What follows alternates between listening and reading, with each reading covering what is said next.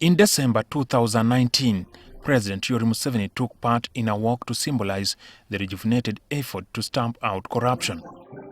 Countless times he has talked tough against the vice, only for it to worsen, with State House Anti-Corruption Unit showing that 2 trillion shillings is lost annually. Political scholars compare the latest resound by Museveni to security agencies to desist from the acts of human rights violation to any other which shall have minimal effect. Because they have now noticed his weakness, people, after you will see, he has said no beating of people, but you will see the police beating the people. A cocktail of issues are blamed for the failure by the mainstream civil service and the security forces to heed to the orders of the commander-in-chief.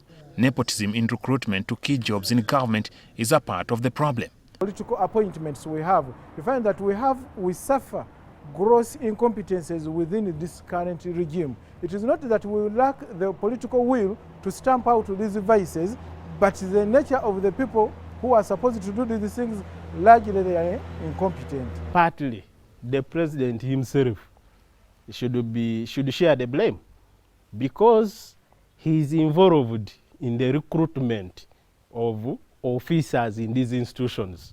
They do not rule out the role of power centers. We have clusters of power centers. So if the order is not coming from a particular cluster of power, maybe that order may not be effected.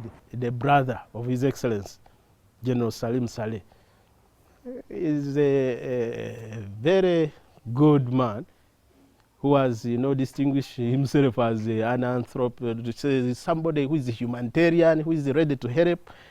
Now, when he makes a decision, or when he suggests something to the president, he will not take it lightly.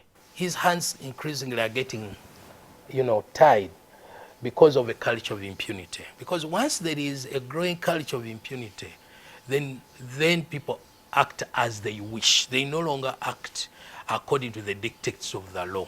They also believe the public institutions are fatigued by the directives from the president, and which has caused the inertia in execution. You cannot be directing all the time, do this, do this, do this. The structures must be allowed to work. I give an example. If the IGG's office is not empowered, if its operation must depend on the directives of the president, then that office is dead. However, they say the longer a regime stays in power, and the presence of power centers could lead to contradictions with far-reaching effects. In the meantime, or in the short run, it may have dividends for the survival of the regime, but for the political survival of the entire machinery of the government, at one point, it is a risk and a danger to the very regime, because these power centers may experience situations of contradictions, leading to confrontations which may worsen the already divided civil service. The solution is seen in appointment of competent persons and in elections.